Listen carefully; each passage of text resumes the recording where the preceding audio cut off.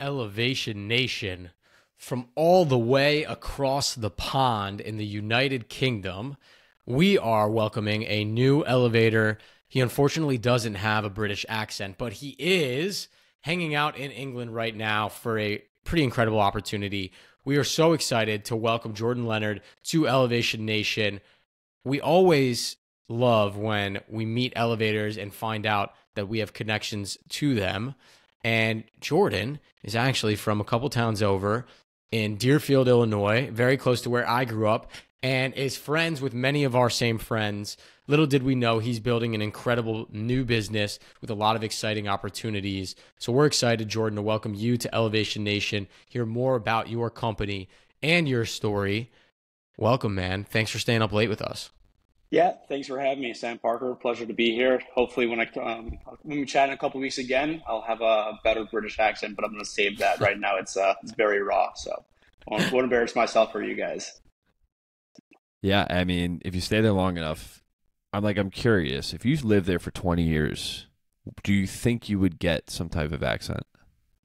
Oh, for sure. I think I would just take it over. I'd lose my American North Shore Chicago accent and just become a full-on Brit. Oh, absolutely.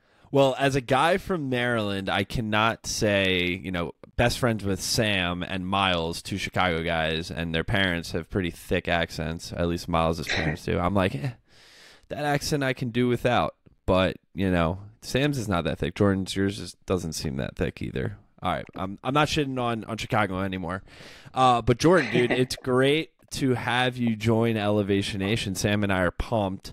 One, because love what you're building, and then two, you just went through an incredible change in your life, and Sam and I love to talk about big changes in life in general. So pumped to get into it. But first, as we start every Elevation Nation episode, we have to hear what your elevator pitch is. Tell us a little bit more about yourself, Jordan. Yeah, absolutely. So something that I've been working on the last 48 hours since I've been here and the last few months as well. So you guys can give me some feedback in your end. But yeah, my name is Jordan Leonard. I am the CEO and co-founder of Coach Corner. Essentially, we are a networking site connecting schools, teams, and private organizations to athletic coaches in the youth sports industry. Since COVID, there's been an unprecedented demand in the youth sports industry, and it's been such a challenge to find coaches, quality coaches, and coaches that fit and align with the program schedule. So essentially, you can think of us as a SaaS product and platform where programs can post jobs and connect with coaches. And then for coaches, kind of a newer development, it's a vertical social network connecting where coaches can connect through community to other coaches and also find jobs at the click of their finger. So essentially being the one-stop shop for all youth sports and coaching, any program that has kids from 6 months up until high school varsity level is kind of our bread and butter. And we're looking to make it an amazing marketplace where programs find coaches and coaches find best programs work. I said that's a pretty solid elevator pitch. I'd give you my money. Thank you. I like it. It helps, one, that I like you, Jordan, and two, that I think the problem that you are solving is one that is so prevalent in modern sports society. As Parker and I were both youth and then high school athletes in various sports, we saw instances where finding a coach was difficult, right? And even so, the business of high school athletics in the North Shore of Chicago, a very competitive and expensive area to live, being a coach, you get paid decent money, you work hard, but the parents and the athletes have really high expectations. I know my coach is going to be probably one of the first Hall of Fame basketball coaches from the suburbs of Chicago, and getting him was a big deal, and then him retiring and finding a replacement for him was a headache. We have another former elevator, David Hess, who is another one of my old basketball coaches who stepped up this year to coach for his high school when their coach left and they had nobody else and they couldn't find anyone, so he said yes. And so I've just seen firsthand stories of how important finding a marketplace and a good fit for coaches is in the industry, and I'm really excited that you guys are starting to solve that problem. Yeah, appreciate it. Yeah, sports and coaching in general has been traditionally a word of mouth business, and it leaves a lot of qualified candidates just left under the radar. So we're helping kind of bridge gaps and bridge communities where programs will typically, go to their friends and family for, find coaches, but there's so many coaches that just don't have the wherewithal, the means or ends to find amazing opportunities. And especially in today's job market, even in the corporate world, it's the same thing. It's really tough to find position, and it's all about referrals and connection. And we're kind of right now acting as that liaison, giving programs access to amazing coaches and vice versa, while coaches become verified through our platform.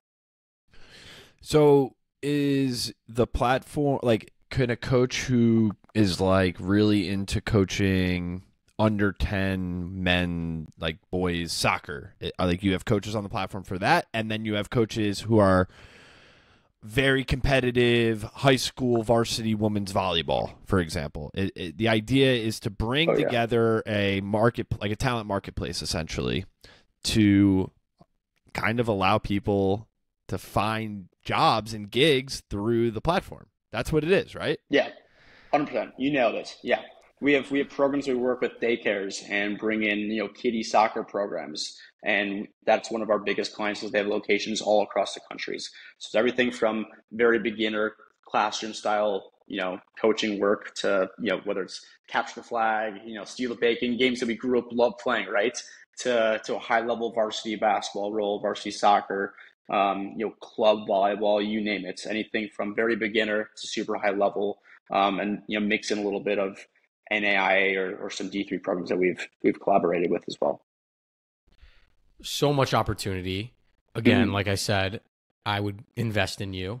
We might have to talk after this. Maybe I'll throw some money your way, because I truly believe so wholeheartedly in this being a serious problem that you guys are solving in a really smart and strategic way. And so I'm excited that this is just the beginning for you guys. You certainly have a bright future and a long way to go. But Jordan, I want to talk for a minute. We mentioned you don't have a British accent yet, but you were in England for a really exciting, specific reason. I'm not sure how much you can talk about it yet. So you let me know if we need to skip over it. Okay, it's public. Yeah, can you share with us this amazing opportunity that you guys have? Yeah, I can kind of give you the full rundown. Press release went out on 2 days ago, Monday, so it's fully live, ready to go. But quick story, I guess, and it kind of alludes. So 6 months ago, we applied to Techstars. It's one of the most prominent startup accelerator programs in the country. We applied to the Minneapolis branch in September. We made it to the final round. We presented for the Minnesota Twins, who were the sponsors for that program, in November. We were one of 20 companies to present to the board of, I think, 580 some companies that applied to it. And for every little background, Techstars, for every company, every program, there's 10 companies that get accepted to every program, and it's all backed and sponsored by JP Morgan. So they're the lead investors in Techstars as well. So we didn't get in. It was, we were bummed. Felt like we should have. Kind of kept a list, just like any NBA or NFL player does, of who got drafted before them. Kind of have our list of those companies. And so what we had done since then was kept in touch with the team, the managing partners. We had asked them for advice regarding our pitch deck, sent them questions that we had. As we go through the round, we're first-time founders and don't really know the entire process, so we want to just ask them for their advice and opinion on everything. And so starting in January, we had, and Sam, we can talk about this later as well, we had sent them and included them on our potential investor updates. And so those have been going out bi-weekly. And so basically just kept in touch with the team, haven't really heard from anyone in a couple months. And then last Tuesday, randomly get an email from the managing director saying, "Hey, Jordan, love your updates. Are you free to chat?" I'm like, okay, this is a little odd. Like, haven't seen this coming. Get on the Zoom with her, like, immediately. As soon as I said my first available time, sends a calendar invite for that time. It was 3:15 on Tuesday. I won't forget. She's like, "Jordan, love your updates. I want to hear more about you, but I also have a proposal for you." And so I'm like, okay, first thought that goes through my mind, maybe she wants to invest. Super cool. But she goes, "Jordan, I have just been asked to run Techstars, and what you have shown me since getting rejected is unlike any other company that I've ever seen. And your communication, your diligence, your follow-through, your growth has been amazing, and I have one spot left to join me in Techstars, and I want you to come with me.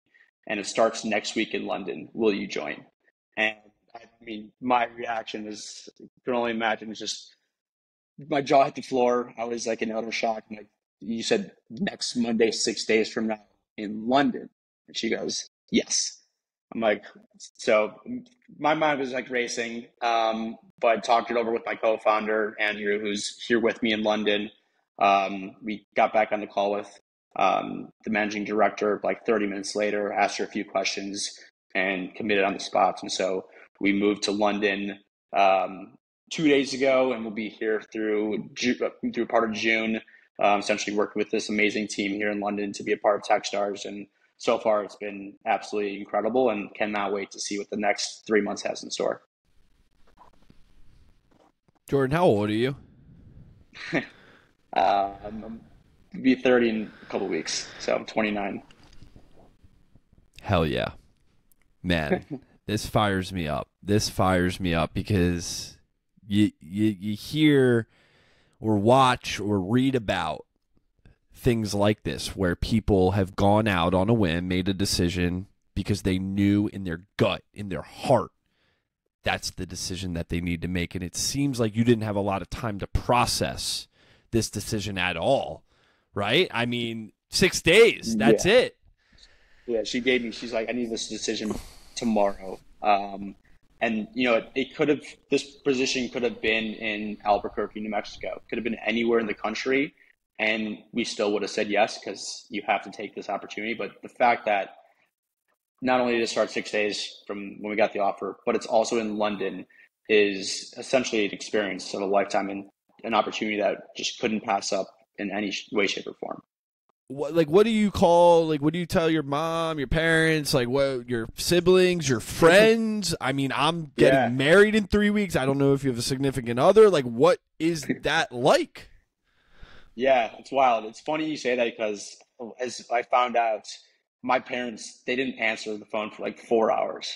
My dad was in a conference call in a boardroom, and my mom was at work, and they weren't answering. I'm like, I need to tell them. And so my brother was the first person I called, told him the story. I'm like still shaking while I'm having these conversations. Talk to friends and family. It's hard to keep hush hush because it was so emotional, so rewarding and fulfilling. It's like everything as a founder is kind of what you dream of, right? You have this once in a lifetime opportunity that just happens to you on the fly. I like to think I'm a spontaneous person, but things like this just don't happen to me ever. And so the fact that this happened to me, the fact that, a year and a half ago, our little silly idea called Coach Corner, matching, some coaches to programs, we believed it, and our friends and family believed it. But the fact that an outsider in a program like Techstars also believes in us it's so rewarding and fulfilling, and just very proud of all that we have accomplished. And so can't wait to see what the next 5, 10 plus years look like.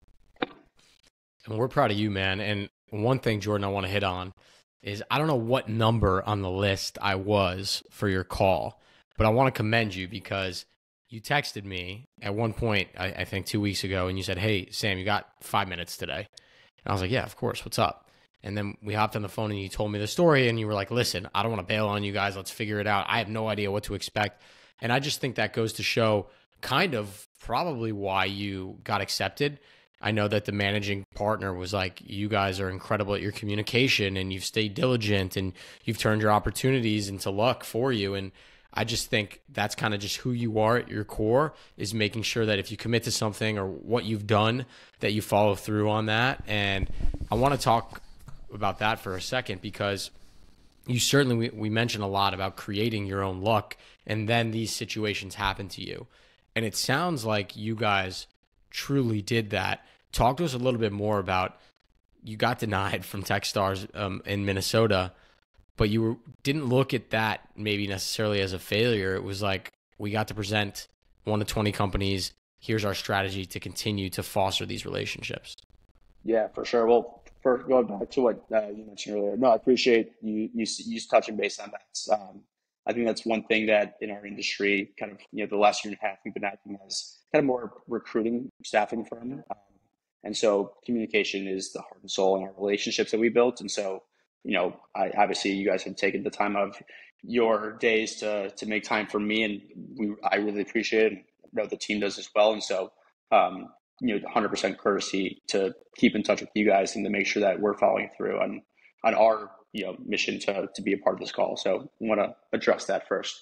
Since getting rejected, we have learned, I think it was one of the best experiences for us. We learned so much through that process. We were so raw in terms of being able to present, having decks created.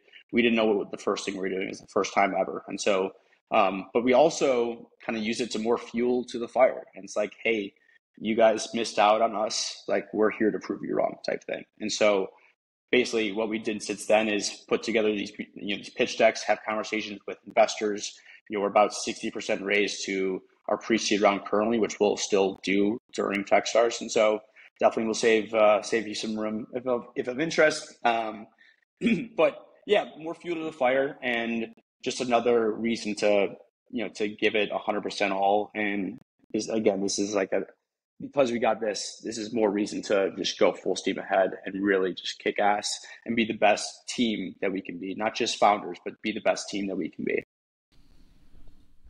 What does kicking ass look like? Great question. Kicking ass, what does that look like? That looks like being the most relatable company possible. I think that at the end of the day, myself and Andrew, we are the ideal coach for our product. We have combined 15 years of coaching experience between the two of us. Myself in basketball, he has racket sports, tennis, and pickleball experience. We know what it takes from a coach's perspective to build an amazing resume, present yourself in front of in an interview, and do what it takes to succeed. And so we want to be essentially the main hub, obviously, where coaches can create this beautiful looking profile and put themselves in the best position to succeed, and give aspiring coaches what we call coach curious, people who don't know they want to coach, but then come up across an amazing opportunity and be like, hey, I never thought I could do this, but I want to do this. Absolutely. So kicking ass, we want to give everyone opportunities and create a really great solution ultimately for programs, because we know how challenging it is to hire candidates. And we're changing our problem side in our pitch deck right now, because we're taking screenshots of every program that has said, I'm Jordan, Andrew, I'm desperate for a coach. I'm desperate for a coach. I need someone tomorrow. And this is, pages after pages. We get it on a daily basis saying how desperate they are. And it just goes to show the need and demand in youth sports to find amazing coaches, and we're there to be the supply. You talked a little bit, Jordan, about the problem. This problem stemmed from somewhere when you and Andrew both had full-time jobs. Can you talk to us about when you had that light bulb moment that there might be something here, and how you then had the courage to quit a steady paycheck? Yeah. So the problem originated. So I coach a middle school basketball team in my free time, 7th and 8th grade boys in Lincoln Park. It's what I love doing. Shout out to Lincoln Park, 7th and 8th grade hoops team. Let's go, boys. 7th and 8th grade team. Those are my guys. Time of our lives. It's the best. So my athletic director one day came up to me. She's like, Jordan, I'm having the hardest time finding a volleyball coach. Do you know anyone? And if anyone knows me, like, you can ask some of my closest friends. I'm the guy that takes everything very literally. I will come up with crazy ideas and give it a shot. They'll fail, whatever it might be. And so basically was able to find her a volleyball coach in, a week. And she's like, oh my God, thank you so much. Like, this guy's been amazing so far. I'm like, Angela, are there other, the other ADs in the conference having the same issue? You have no idea. Ever since COVID, it's been a huge challenge finding quality coaches. And I think part of it, COVID, part-time job hoppers, maybe people made a lot of money in crypto, and who knows, but there's been a huge challenge finding quality coaches. So that next day, without even having like an LC or anything, I sent over an email to all 16 athletic directors in the conference, and 12 of them got back to me within 48 hours saying, Jordan, need help with a basketball coach, flag football, soccer, volleyball, you name it. And I'm like, okay, maybe we're onto something. And so we were able to use our connections in Chicago, social media to our advantage, and find a couple coaches for a variety of different positions, and slowly started to test the market from them. And so we were doing this on a very part-time basis for the first 6-7 months. And then February 1st of last year, kind of made that decision to go full time. And we were going on a vacation. Me, Andrew, my co-founder, and two other buddies were going on a vacation to ski that weekend. And Monday comes around and we go full time, and it's been almost 14 months now. And if you asked me 14 months ago, let's say that we're paying ourselves, that we're in London, that we're speaking at conferences, and doing all these crazy things, I would think you're crazy. And so I'm over the moon to see the kind of look back and see the growth and success. It's truly very rewarding. I got a question, Jordan, about when you reached out and sent that email to all the ADs, essentially testing this theory, this hypothesis for a problem and a potential solution. What did you ask for in return in that email? Was it, I'm just testing to see if this works? Yeah. Great question. I think I said, hey, I got your email from Angela. I coached with her over at St. Alphonsus. She mentioned that she was having a hard time finding coaches for a variety of sports. I was wondering if you had the same issue. I just started a company called Coach Corner. We're a local Chicago-based company, and we help programs such as yours find amazing coaches in the area. Let me know if you're free to chat. We'd love to connect and see how we can help. And so something that sounded way better than it probably really was, but something along those lines, and they all got back to me, or majority of them did. And then it's like, all right, how do we figure out pricing, and how does this part work? And so just a lot of trial and error, but that was kind of the gist of it. That's one thing that I want to commend you for. And I just read, Parker and I just both read the book. It's that very bright lime green one over his shoulder, by Noah Kagan, talking about how to build $1 million. I think it's a little lower, Parker. Maybe. Is it up there? Yeah, I think it's a little first shelf. But in it, he talks about, how you can start a business in just a weekend. And one of the things he says is stop worrying about making $50, $100, $1,000 on testing your idea. Go out and test your idea and experiment with price points, experiment with the problem and the potential solution. Stop trying to think about making just a quick buck here and there.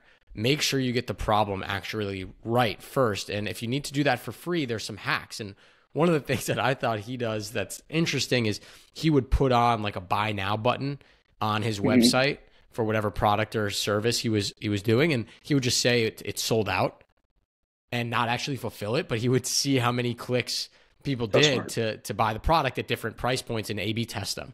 And so with what you did of hey, I don't actually have an LLC. I have no idea if this is a real problem. I'm just going to send an email. I'm going to build a website. I'm not going to make business cards. I'm just going to send an email, and I'm going to say, hey, is this a problem you have? I think I could solve it. Go. I think that's just such a smart way to go about solving business problems. And for all of the Elevation Nation listeners out there that want to get into entrepreneurship, want to try things, I think take a lesson out of Jordan's playbook here of, you don't have to have all these things fully flushed and ironed out. Parker and I made a shit ton of mistakes when we were starting our first company. We spent so many hours on a business card before we even knew what we were doing or how much we were selling it for, what our path to success was. Just take a step back, see if there's a problem, see if you have a solution, and experiment.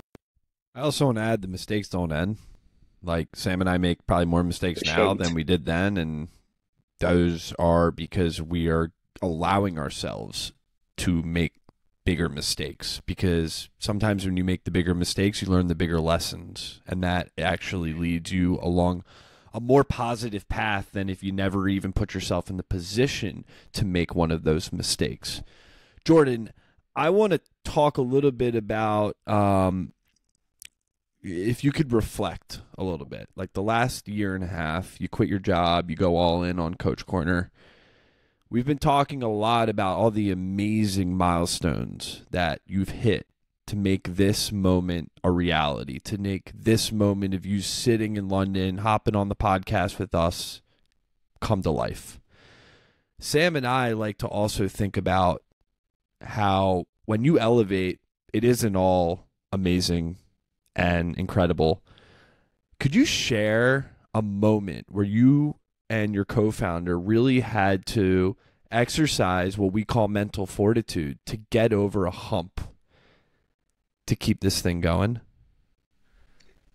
It's a great question. I feel like there's been a lot of moments throughout, one of which is, getting rejection from Techstars, but it's a great question. I think what we kind of noticed early on is that we were, taking 5, 6 months without earning a single paycheck, basically. Like, we were living off severance for a month and then kind of holding on for dear life, in lack of a better word, for a while until then.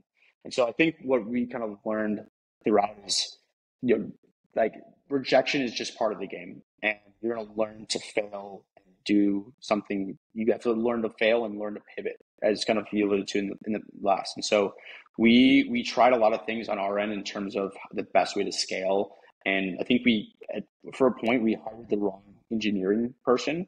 I think that took like 3 or 4 months, a step back from where we were planning to be. This was a person and a friend who, thought we'd get the job done and was going to do it really quick for us. And at that point, we were looking for something a little bit more cost efficient and affordable as well. But also realized kind of after the fact that sometimes it seems too good to be true and not always the best case to work with friends.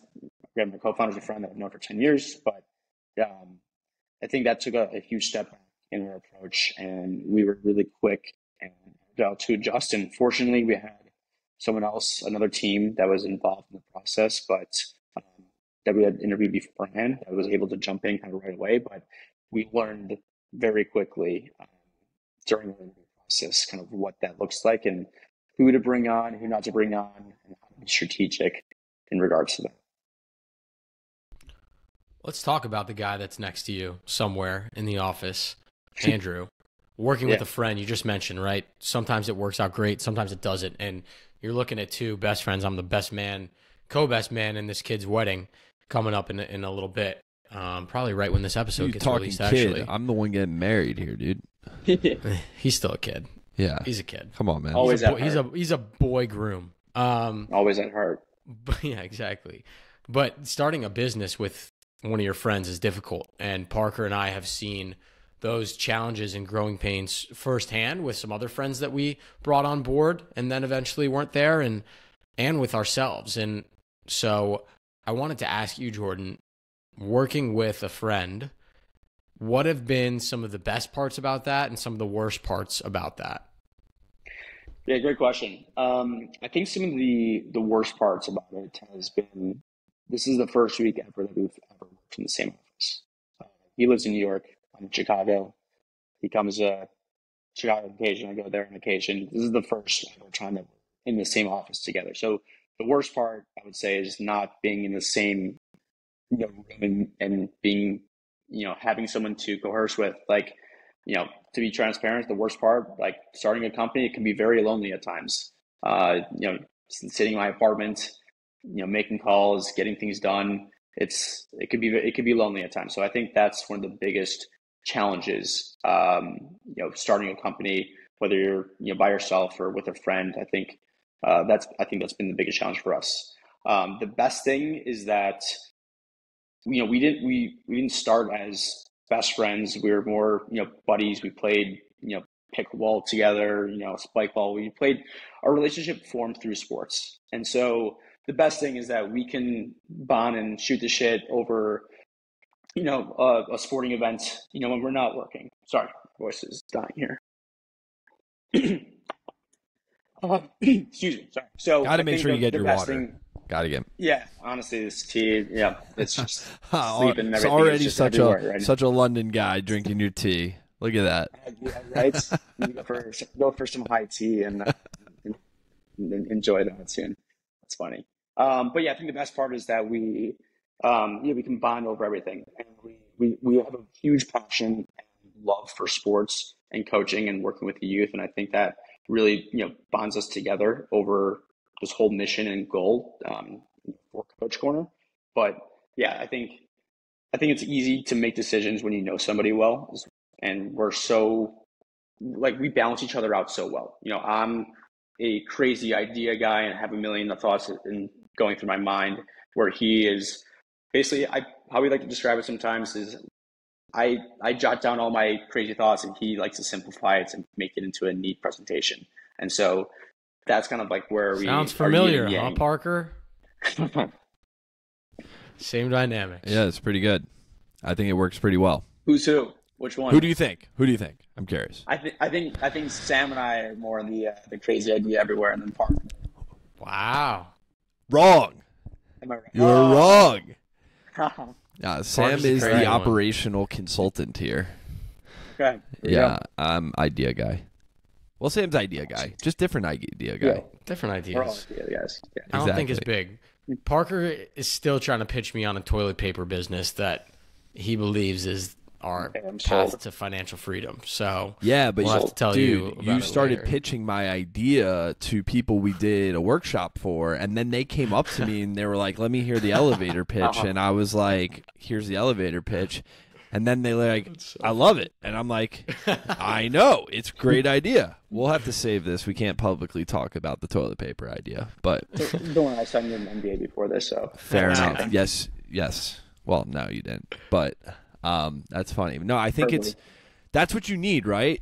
You need someone to compliment you in ways that make you better, strengthen you as a person, strengthen the business, but also can hold you accountable and hold you up and call out your bullshit too, right? Like Sam calls out my bullshit all the time. I call out his stuff all the time, and you All the need time. that. If you can't get to that point, then it's not going to work out. It's not going to be a good partnership, right? Because you have to be able to see through all the BS to get to the real root of everything. Yeah, it's like dating and relationships in a different regard. Like you need to have an open conversation and communication, be upfront and vulnerable about what things you liked and what things you didn't like, and it's the same thing applies to dating as well. And so there's a lot of similarities. And I think if you're good at one, you can transfer that over to the other, and if you're bad at one, you work on one and use that to your advantage in the dating life as well. So I think for me, I've grown in both regards, just from this. It's beautiful. I love it. All right, Jordan, I want to move us into another segment of the podcast that we love. We have an incredible nation of elevators out there, young adults around the world who are interested in entrepreneurship, mindset, and becoming the best young adult that they could be. And they send us questions all the time. And so we knew you were coming on. We have some specific questions tailored towards you and Coach Corner. So this one comes from a young adult. They recently graduated. They're still living at home, but they want to learn about new ways to give back to their communities, and they think sports might be a unique one for them to do that. This is your pitch here. How can they use Coach Corner to help find ways to get involved and give back to their community? Yeah, amazing. I mean, I love that. Music to my ears, right? You can use Coach Corner to find jobs in your area. And with that, you can apply through the network. You can apply for verification. What a verification means essentially is that we have a specific verification process on our end that we call and interview and vet every single candidate that comes through our door. And so we know exactly who we're working with, who we trust and deem as a qualified candidate.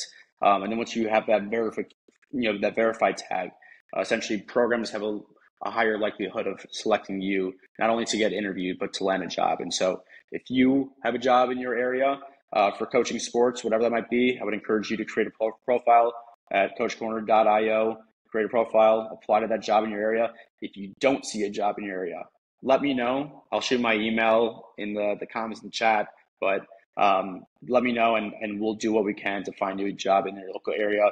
That will be my goal and my goal to you. Okay. I love that. That's awesome.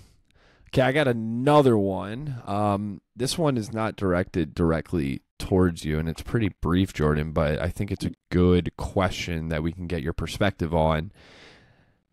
Here, let me find it. I'm not feeling the best this week. What is your advice to get back on track?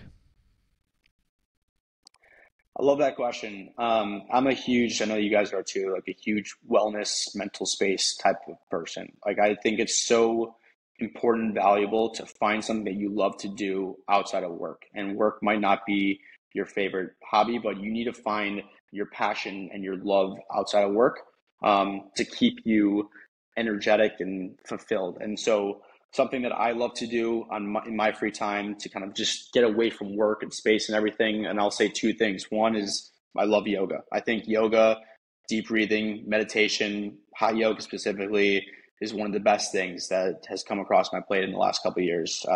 Just love getting into that mental state and decompressing and just focusing on my breath and routine and rhythm. It's one of the best things for me.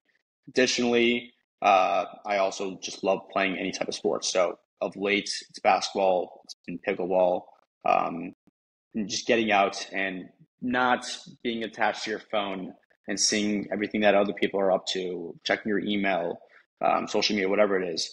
I think finding something that you can do outside of work will just ultimately increase your mental wellness and your well-being, and make you sleep better and feel better the next day.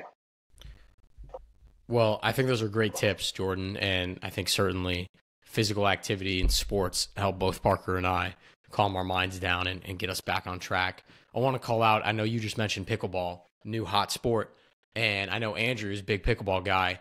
We might have to connect you with, I'm forgetting his elevator number, but we have an elevator in the nation who's a Major League Pickleball player and top 20 in the world, and Alex Newman could potentially be a coaching special event with Coach Corner. We could do an interesting collab there. Love that. He's a good dude. He's a good dude. All for Absolutely. Yeah, we both brought our paddles, our rapids here, so we're definitely going to be finding some places Go to teach play those Brits in what's London up. for sure. I love it. We'll play. We're going to play them. That's hilarious. All right, Jordan, moving on to our rapid fire section. A couple quick questions. First thing that comes to mind, no right or wrong answer. You ready? Let's do it. Let's do it. All right. This is a fun one. This is a great one. What is your favorite sports memory of all time? Good question. Have to be 2010. The Super Bowl. I'm a diehard Packers fan. There's a story behind that from Chicago. I know you don't like to hear it, but diehard Packers fan. I went to the Super Bowl in Dallas when the Packers played the Steelers. That was one of the greatest memories, sporting events of all time. I know Parker's is also a Super Bowl memory for his Ravens, I imagine, but I want to share mine really quick because it's a connection that all three of us have. One of my favorite sports memories of all time. Elevator number 1, Jordan, is our dear friend Joey Lane from Deerfield, Illinois. Joey's junior year of college at The Ohio State University. Towel gang on the bench. It was my winter break. Another elevator, my roommate, Matt McPartlin, and my friend Josias and I decided to drive from Chicago to Columbus to watch the Buckeyes play, knowing that Joey wasn't going to get in. It was winter break, like I said, so there were 0 students in the entire stadium, and Ohio State was not that great. So there weren't that many people in a very big arena. Joey got his tickets. It's, end of the second half, almost time to be done with the game. They're playing like Mercer. They're up 20. For the last 5 minutes of the game, I lost my voice along with both the guys next to me, yelling at Thad Matta to put Joey Lane in the game as loud as I possibly could. We were in the family family section, so all Nancy the parents knew crazy. Joey. Nancy wasn't there, which sucks because she would have helped. But we got She all the would've parents to start chanting, "We want Joey," and we got Thad to put Joey in at the end of the game. It was a highlight, but then it got better. Joey gets in the game, gets the ball, yaks up a 3, nothing but the bottom of the net. I lost my shit. I don't think I've ever been more excited for a friend. That's my favorite sports memory. That's awesome. I love that. Joey's the best. Amazing guy. It's got to be so cool to witness that also. Yeah, that's a good story. Pretty freaking cool, especially because he drained it. Can you imagine? You wouldn't be telling the story probably if he didn't make it. We'll see about it. Yeah. All right, my rapid fire, Jordan, for you is in what is it that you're trying to, like, when you go home from London, what is it you're trying to get out of Techstars as rapid as you can make it? Yeah, I want to build as many connections and network as much as possible. I think that's one of the main reasons why we're here, is to build this foundation of bringing great people. What we're lacking right now is great mentors and guidance and peers to help us with our crazy idea and give us the answers and questions that we don't know that we need to be asking ourselves. And so leaving with connections and networks and mentors is the number one thing that we're looking for right now. I love it. That was pretty All rapid. right, as you can see, I commend behind you. Yeah, try to make Parker. it quick for you. Yeah, Parker, that was not a rapid question. Well, I at all, asked but for it in a rapid answer. That's difficult. It's Hey, tough. that's the tough point. out there. Yeah, it was. Rapid fire is difficult, man. I guess so. Yeah. All right. Tried my best. Last rapid fire. Parker likes books, as you can see with his bookshelf behind him. We're always looking for book recommendations for Elevation Nation. Jordan, you got a book that we should read? It's a great question. I'm going to be embarrassed saying this. I buy a lot of books that I don't read, and it's a terrible habit to have. But let's see. I need to find the name for it, and I'll get back to you. There's a marketplace book actually that your buddy in Florida, Our friend James, yeah. yes, James introduced me to that I have with me here in London. So let me get back to you on my feedback regarding that book. But it's the best book for growing marketplaces, and he shared a lot of really insightful ideas for me. So that will be my recommendation. I will get back to you regarding the name of the book. That's but fine. It's on my brand new nightstand here in my flat. In my flat. I love it. I love it. All right. Jordan Leonard, the most amazing thing about Elevation Nation is Parker and I are on a mission to help elevate the mindset of 1 million young people across the world. We travel across the country speaking to young adults, recent graduates, high school and college kids, all teaching them about this concept of mental fortitude that we touched upon earlier that I think you certainly embody with all that you've been through. And so what we help all these young people develop, in addition to mental fortitude, is something we call your mental motto, which is a phrase that you live your life by, a phrase that embodies who you are. And with that being said, Jordan Leonard, all the way across the pond, we ask you, what is your mental motto? Yeah, great question. And again, this changed in the last 40 hours since I've been here, but I thought it was extremely fitting, given that I'm a coach, comes from the States, comes to London to work in sports. As the great Ted Lasso said, be curious, not judgmental.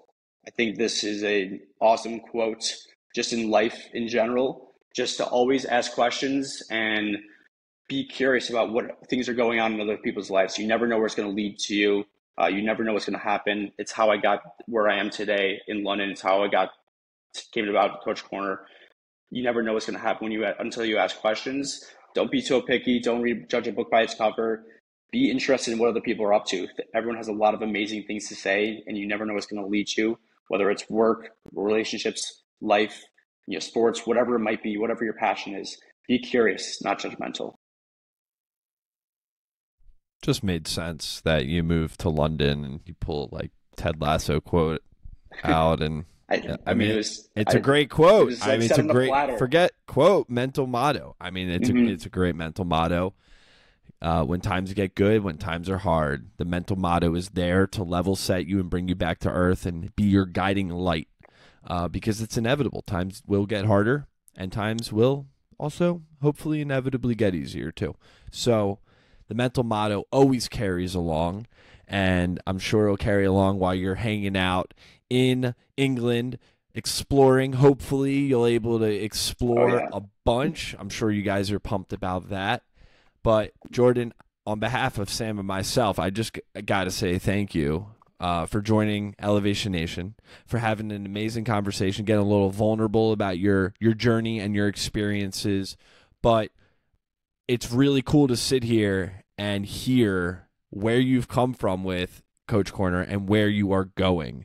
And Sam and I are going to be rooting on the sidelines, pun intended, and we will continue to watch you elevate, because I don't think you're a guy that just de-elevates. You're going to continue to make it happen, and that is what it's all about. I appreciate it. It means a lot, guys. I really thank you guys for all of your great questions, and love what you guys are doing as well. Definitely will be a follower and be a big advocate in Elevation Nation, and happy to help out and make connections and be a part of the team. So really excited to follow your success, and thank you for having me. Elevation Nation. Until next week, peace. You crushed that, Jordan.